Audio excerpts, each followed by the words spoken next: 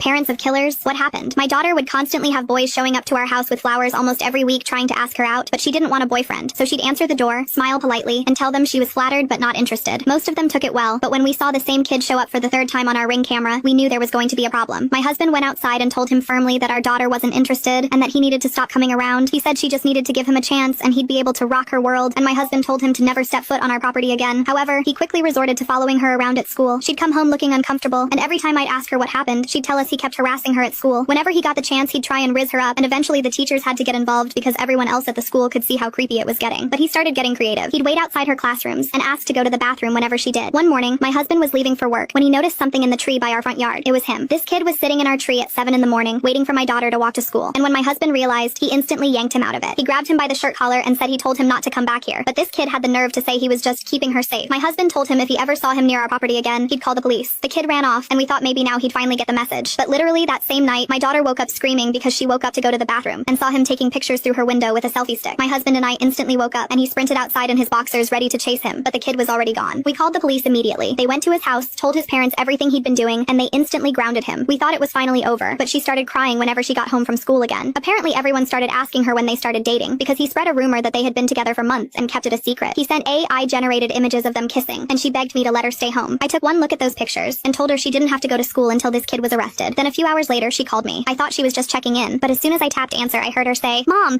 please come home, Mom. I'm so scared I don't know what to do. She was crying her eyes out and could barely form a sentence. Baby, what happened? But when I got home and saw the police there, I knew it was bad. Apparently, since everyone was convinced they were dating, he thought You can now check part 2 by pressing share then more.